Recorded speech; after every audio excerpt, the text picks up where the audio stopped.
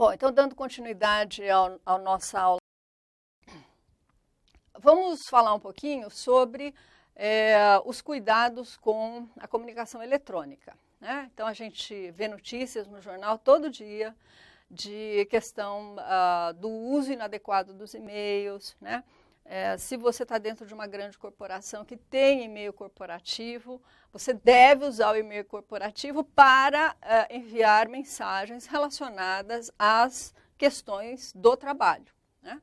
E não ficar misturando a vida pessoal com a vida profissional no e-mail que é considerado institucional.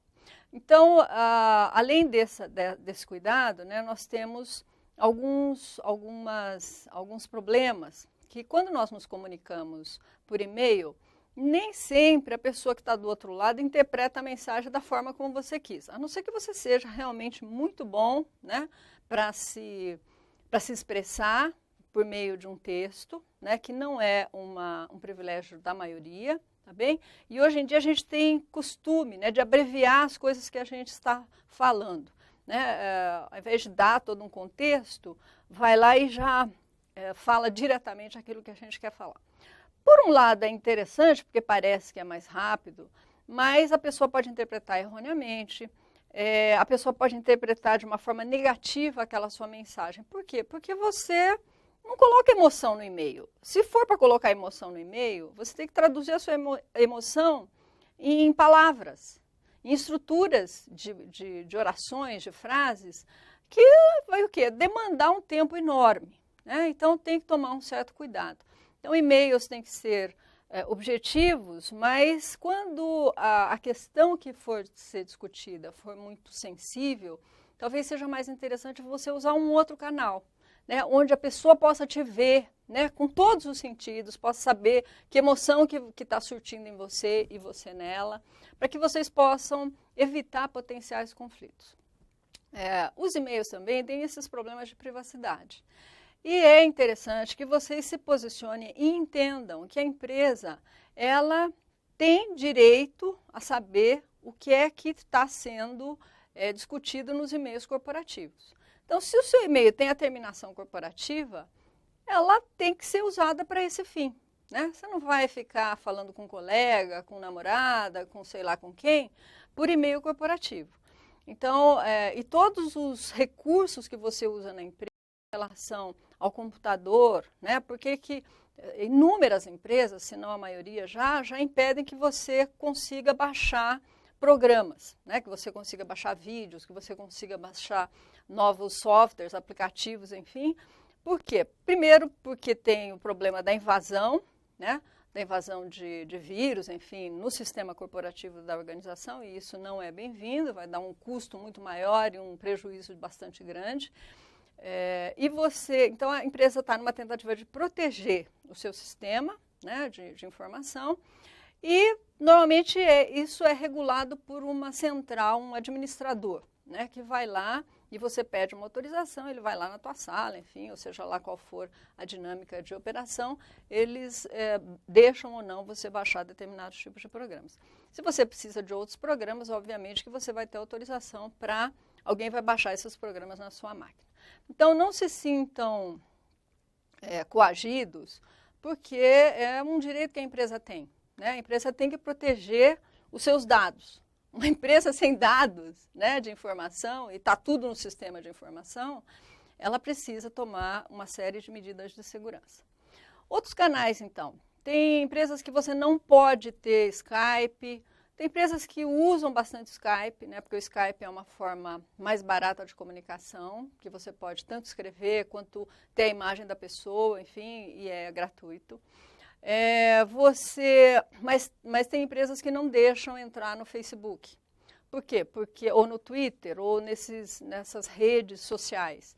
Porque a empresa entende que isso está te roubando tempo de produtividade, tá bem?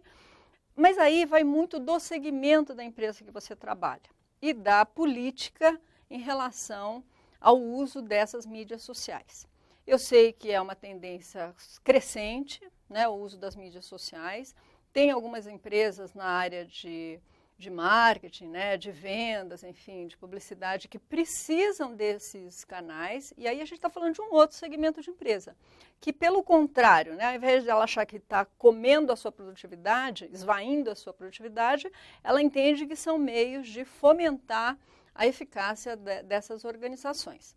Mas é importante que você tenha, né, um certo equilíbrio no uso dessas mídias para network, enfim.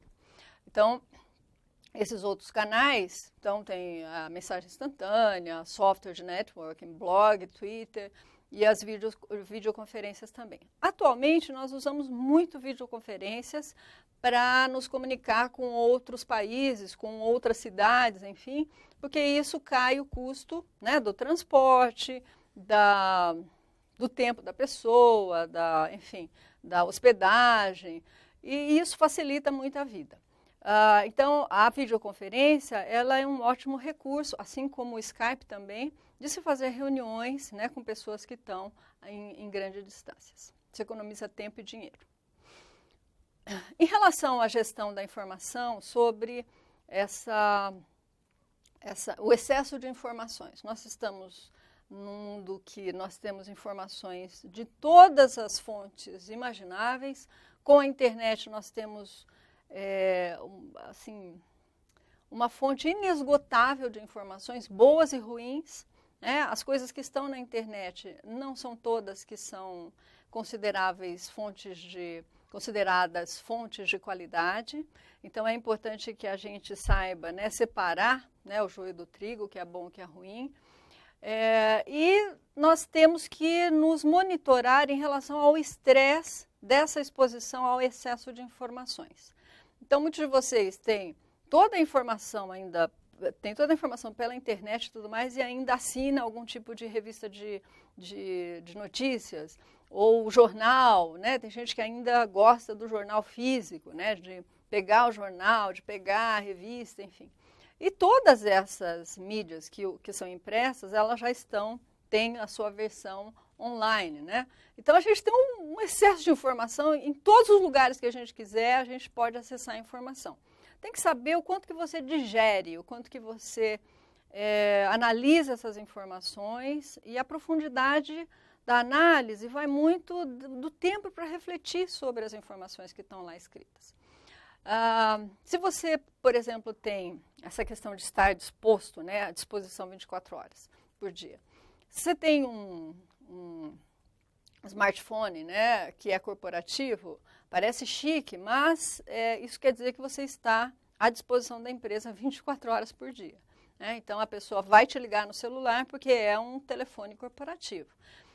As pessoas falam, mas é mais barato porque quando eu tenho que ir para o exterior, eu levo o telefone da empresa, não sei o que, tudo bem, acho que tem que realmente ter esse tipo de benefício. Mas você está assumindo que você está 24 horas à disposição da empresa, tá bem? Então é importante que você consiga, né, equilibrar essa necessidade pessoal de estar conectado com a sua necessidade, né, individual de descansar também daquele ambiente corporativo. E a segurança da informação, nós comentamos no outro slide, que são as práticas de vigilância e monitoramento contra vazamento de informações. As empresas estão, a cada dia que passa, elas estão aumentando esse nível de segurança, porque é importante em relação à proteção dos seus sistemas de informação corporativos. Bom, aqui nós vemos os canais, né, de comunicação e a riqueza da informação. Então, resumidamente, o que está escrito aqui é: quanto maior, né, quanto maior as formas, né, aqui no final do nosso desenho, a gente vê que o canal muito rico é o canal onde você vê tudo da pessoa. Por exemplo, uma videoconferência, né, ou uma conversa cara a cara. Se eu estou interagindo com a pessoa, eu estou vendo como que ela se movimenta, que tipo de emoção que ela está demonstrando, se é uma cara alegre, se é triste, se está deprimida, enfim, eu consigo ler melhor, compreender melhor a mensagem que está sendo passado para mim. Na medida em que eu vou me distanciando desse cara a cara, de ver tudo, né, a pessoa como um todo, e vou tendo uma informação mais fria, né, relatório, boletim formal, memorando, enfim, eu vou me distanciando dessa riqueza de canal. Por quê? Porque eu não estou enxergando a pessoa. É uma comunicação fria, né? Então, é um canal pouco rico. Então, este desenho é só para a gente entender canais pouco ricos, pouca leitura, né, de fontes de informação sobre sobre o emissor e o receptor. Mas canais mais ricos, toda a interação possível, onde eu possa ler de uma forma mais sistêmica a pessoa que está conversando comigo. As barreiras para a comunicação eficaz, nós temos inúmeras, vamos explicar brevemente aqui, mas a filtragem é aquilo que ocorre muito nas empresas ou em algumas reuniões, ou então o funcionário vem falar com você e ele filtra o que ele vai falar. Ele só fala aquilo que ele acha que deve falar, não fala o contexto todo. Isso é muito ruim para o gestor. E você tem que buscar outras fontes de informação para ter um contexto mais preciso, né, do que realmente está acontecendo. Então, isso é muito comum. Só chega para você aquilo que interessa para o emissor, né, para quem está te passando a mensagem. A percepção seletiva é aquela questão da gente querer escutar aquilo que interessa para a gente. A gente tem necessidades específicas, então a gente busca e a gente escuta mais aquelas informações que nos interessam, tá bem? A gente viu em aula de percepção sobre como que nós interpretamos o mundo. Não dá para ter todas as informações possíveis, então nós selecionamos aquelas que nos satisfaz, que satisfaz as nossas necessidades. Sobrecarga de informação, né? Então a gente tem inúmeros canais de informação, então é importante você triar qual canal é importante. As emoções, né? As emoções elas interferem no processo de comunicação e elas podem reforçar uma mensagem, né? Ou podem distorcer a informação. Então, quando a gente vê no jornal, né, na televisão, uma pessoa nunca vai estar falando de uma tragédia, né, com um sorriso, né, como expressão, expressando uma emoção de contentamento, relatando uma história de tragédia ou de terrorismo, enfim. A questão do idioma, né, hoje é muito comum a gente ver nas empresas pessoas de países diferentes que falam idiomas diferentes. E, às vezes, são pessoas onde o idioma materno nem é o inglês. E, normalmente, nas empresas, na academia, a língua, vamos dizer assim, mestre, né, a língua corrente, é o inglês. Então, é um terceiro idioma, quer dizer, não é nem o idioma que a pessoa fala, é o inglês que se faz presente para equacionar as discussões no ambiente de trabalho. Então, é importante que a gente tenha um preparo, né? Eu acho que todo profissional hoje sabe da importância de se ter um segundo idioma, então, um extremamente procurado é o inglês, onde vai te ajudar a se comunicar no ambiente de trabalho. Bom, a questão do silêncio, muita gente acha que tem um velho ditado, né? Quem silencia consente, né? Quem não fala nada está consentindo. Mas nem sempre é isso, né? Então, o silêncio pode estar dizendo muitas coisas. Nas culturas orientais, né, asiáticas, o silêncio diz muita coisa, né? São sociedades mais que têm alto contexto, né, onde você precisa entender o ritual e entender o que é que está acontecendo ali. E nem sempre falar significa alguma coisa, muito pelo contrário. Então, o silêncio, se numa reunião de trabalho, né, você está tentando trazer todo mundo, engajar todo mundo diante de uma decisão para determinado tipo de projeto. Alguns silenciam, né, diante se todo mundo está de acordo com as coisas que estão sendo estabelecidas, é importante que você fique atento em relação ao que esse silêncio está te falando. São pessoas que podem estar silenciosas porque não concordam ou porque simplesmente são mais conformadas, né, com aquela situação, vai ter que fazer mesmo, ou pior, aquela que tá, tudo bem, não vou falar nada, mas também não vou fazer nada para ajudar, né? Então, que vai minando os seus esforços. Então, é importante que você fique atento para esses modos de comunicação que pode ser a não comunicação. O medo da comunicação. Muitos gestores, né, não só gestores, como qualquer um na organização, tem pânico de falar, em público especialmente. E não é só falar para grandes públicos. Uma reunião onde você tem que conduzir uma reunião. Se você tem medo de se comunicar, fica nervoso, né? Ou então uma reunião vai falar alguma coisa e começa a suar antes de falar, você tem que entender essa limitação e fazer alguma coisa para melhorar, né? Porque numa corporação, infelizmente ou felizmente, essa é a forma de você mostrar a sua competência ou a sua incompetência na empresa. Então, se comunicando, se você é o gerente de um projeto, você tem que comunicar o projeto, você tem que explicar as fases do projeto, você tem que ver fazer a divisão, né, das frentes de trabalho, cobrar das pessoas dentro do prazo que foi estabelecido, ou seja, comunicar-se e ter, né, essa habilidade é extremamente importante. As diferenças de gênero entre homens e mulheres, né, tem muita piada a respeito. Então, a gente diz que os homens são mais diretos, né, e as mulheres elas dão mais a volta, são mais contextuais, enfim. E são jeitos diferentes de se comunicar. Então, as mulheres, o homem, por exemplo, é extremamente focado, né? Então, você fala alguma coisa para ele, nas conversas, por exemplo, de casal. Você está comentando alguma coisa e ele acha que ele tem que resolver o problema para você. Às vezes, você não está querendo que ele resolva nada para você. Você só simplesmente está comunicando o fato, né? Está falando de um problema só para ele escutar. Mas o homem tem essa predisposição em ir lá e buscar a solução para o problema. A mulher, então, não se conforma quando ela quer se comunicar com um homem que está assistindo na televisão um jogo de futebol. Homem assistindo um jogo de futebol, ele tem a atenção focada para aquilo. A mulher é mais contextual, né? Mais provedora. Então, ela vê várias coisas ao mesmo tempo. E daí, minha amiga, não adianta querer interagir com o homem quando ele está assistindo jogo de futebol, certo? Então, não adianta. Então, ele está tendo um tipo de atenção, então a comunicação ali vai ser extremamente prejudicada. A comunicação politicamente correta. Essa comunicação, ela é preconizada nas empresas, especialmente diante das minorias, tá? Ela chega, às vezes, até ao extremo, né? A querer chamar as pessoas de, sei lá, tem uma pessoa que é careca dentro da organização, que eu acho que é uma escolha, enfim, a pessoa quis raspar todo o cabelo, é careca. Não pode chamar a pessoa de careca, porque não é politicamente correto. Tem que chamar ela com, sei lá, deficiências foliculares. É ridículo. Não dá para você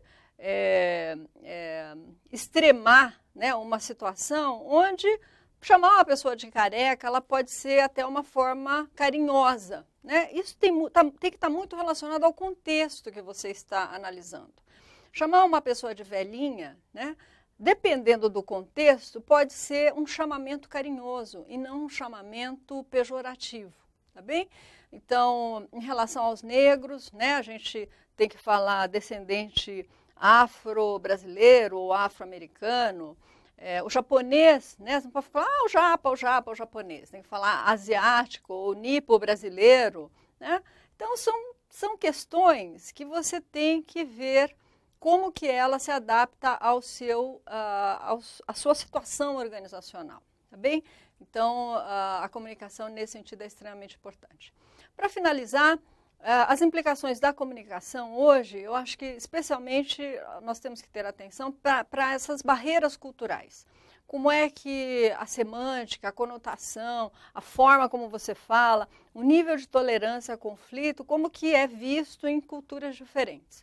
Várias pesquisas nos apontam que as culturas, os chineses, por exemplo, né, todo mundo fala hoje do modo de fazer negócio dos chineses. Então, os chineses, os japoneses, enfim, os asiáticos, eles têm uma cultura de alto contexto, tá? Ou seja, você tem que aprender a ler tudo que está ocorrendo naquele ambiente de negócio. Então, é muito comum numa mesa de negociação com asiáticos, você está falando alguma coisa sobre o projeto e a pessoa está sinalizando, parece que está sinalizando, né, com a cabeça, sim. Ou então, pior, na cultura japonesa, existe uma palavra para falar assim, que é hai, né? Então, você está falando, ele vai acompanhando você e ele vai falando hai, e vai, assim, né, assim, concordando com a cabeça. Hai, hai. Não quer dizer que ele está concordando com você, com as suas opiniões. Quer dizer, simplesmente, ele está sinalizando para você que ele está acompanhando o seu raciocínio, que ele está respeitosamente acompanhando o que você está falando. Aliás, a questão da linguagem, né, é muito interessante. Tem gente que costuma falar que os japoneses, eles têm o hábito, né, eles não interferem na sua fala, eles não pulam no meio da sua fala. O brasileiro, a gente está falando, o outro vem e pula no meio da nossa fala. O japonês, por que ele espera você falar toda a frase? Porque ele é treinado pela própria linguagem japonesa a esperar a pessoa falar até o final. Por quê? Porque no idioma japonês, o verbo vem no final da frase. Então, ele não consegue entender a frase até você terminar. Então, culturalmente, ele é treinado a esperar o outro falar, né? Então, só uma curiosidade aqui para a gente. Os chineses têm dentro das negociações, né, é bastante curioso, no nosso livro tem alguns exemplos, enfim, mas é interessante a gente entender como que ocorrem esses erros de interpretação. Então, saber que, por exemplo, os gregos, quando estão falando, parece que estão brigando, né? Porque falam alto, parece que estão falando alto, mas é a forma de se expressar.